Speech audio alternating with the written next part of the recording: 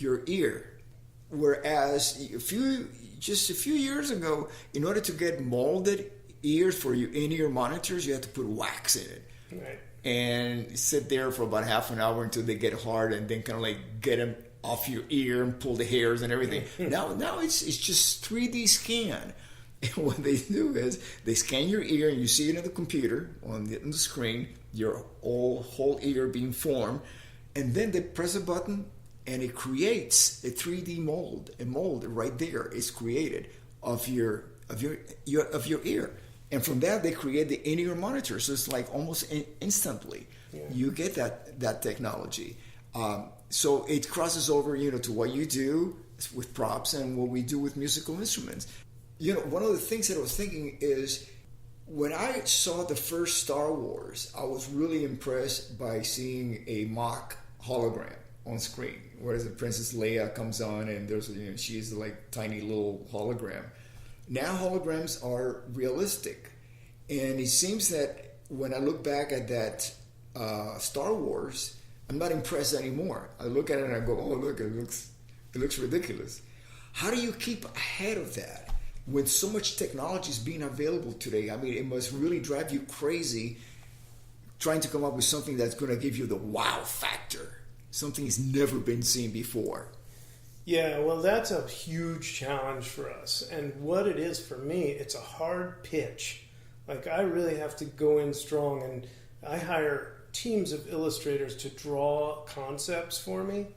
And so when a director says, how are you going to make this one real high-tech, or we need something really high-tech, I've got a team of people that draw up to 200 drawings for one prop until we nail what they consider high-tech. And it's a very fine line we have to walk, because if it's unrecognizable, it's got to be believable. And that's a tough one. That's really hard to portray a future that nobody knows and still hit a great concept. And what's funny about that is you think about outer space and our actors, right? They're still human beings, so they still have to put a pair of pants on, and they still have to put a jacket on. So how do you make that jacket and that pair of pants look high-tech, look like the future, like look crazy? So you go into your mind and you think, post-nuclear? Is it Mad Max? Is it, you always have to sort of reference something and then take it to the next level so that the audience has something to reference. So it's tricky. We're not inventing the future. We're portraying what could be in the future. How about something like let's say the Thor world, Asgard, which has traces of like medieval to them, but in a, it has that traditional Viking, ancient look to it, but it's very modern, futuristic Viking. Sure. Well, here's how we approach that. We approach that with finishes. Like you're going to have a hammer, right? Yes. When they called me and said, "Hey, you're going to do Thor," I was like, "Okay, I'll do Thor," but you realize, if you look at the comic books, Thor's hammer is just it's a blocky hammer. And I don't think you really can change that. Like, it needs to read as Thor's hammer. They're like, yeah, but what about the materials you use? Can't we make it look cool with the materials? And actually, then I start researching materials. So we invented our own metals, right, for the Marvel Universe. We have vibranium, which is the cap shield, and we have Uru metal. It's U-R-U. Uru metal is the Thor hammer. And it's all... Now, if you watch Infinity War, you'll find out where it's made and who it's made by. Are they copywritten names? Yeah, I don't know if... I'm sure they're copywritten through the comic books, for sure, yeah. Okay. So then we invent what that metal is and what it looks like. And so the way I approach Thor's hammer is I seeked out the most crazy-looking metallic paint I can find. Because I have to make rubber hammers and soft ones and hard ones for stunts, right? So I have to make this look really good using materials that are not metal, as well as metal. I make a metal one, and then I make rubber and a spongy one. So if somebody, gets hit by the hammer, they don't get injured. It really could hurt. The real metal Thor hammer is about 60 pounds. And so I found a paint, going back to the finishes, I found a paint. It's called ALSA, A-L-S-A, made by ALSA Corp. They have, in my opinion, the greatest metal paint on the market, to the tune of $1,000 a gallon. Oh, God. No kidding. It's called Mirachrome.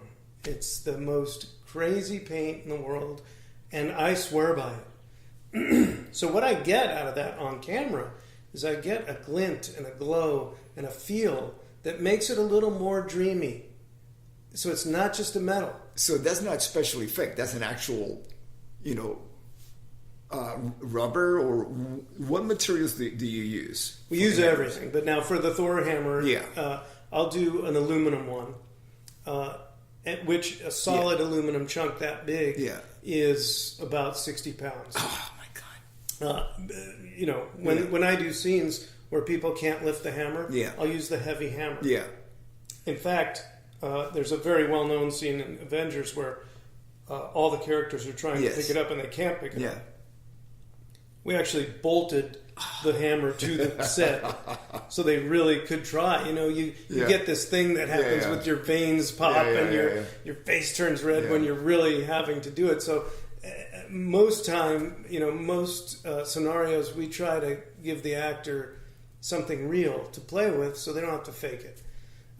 So in the case of the hammer, we bolted that one down for that scene. But then we do a fiberglass one, and I can get a pretty good paint job on a fiberglass one. And the fiberglass one is what Chris Hemsworth usually carries around all day, because that's only about 10 or 12 pounds. Oh, okay. And on a 14-hour day where you're shooting, 60 pounds gets to you after a while. I don't care, even if you're the specimen, Chris Hemsworth, even he gets fatigued. But so I'll do a fiberglass one. And then the rubber, there's a hard rubber and a soft rubber that we use. Hard rubber is so when he throws it, it's got some weight to it. And whatever it hits, it doesn't damage. And the soft one is if he hits somebody, actually, it's like a sponge. Yeah. And so that they're safe. So that's 4 different styles of hammer. And then when the paint chips, I don't have time to repaint and hand it to him. I got to have another one right now. So I make about probably 6 to 8, sometimes 10 of each version.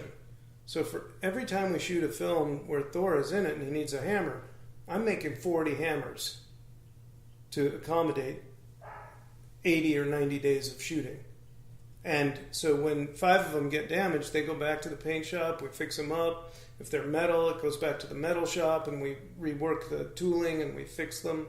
So we rotate out. So I always have 5 or 6 in rotation to hand off to Chris Hemsworth. Same with the cap shield. Cap shield, the life expectancy of a cap shield is 3 scenes, and then it's damaged beyond repair. So I have a lot of cap shields. Right now I think I have 140 cap shields that have been used in all the films. So I have to have backup. That goes back to what does a prop master do? And I have to provide all those multiples that you were talking about and make sure they're safe and, And what material is the Captain America shield made out of? That is aluminum, and through the years, that was really heavy. That was about 13 pounds, but it's concentrated on your arm. And so through the day, your arm would just get tired. And no wonder those guys are buff. His shoulder would be in pain and so on. So through the years, I've developed new ways of making them, and I've shaved 6 pounds off the shield. And in our last, actually, I was about to tell you a secret that would have been a spoiler for Avengers 4, and I'm not going to do it. So you'll have to watch to see what happens in that movie. Yeah. But that was a close call. Yeah. Well. But anyway, our materials are very important, and the finishes are very important.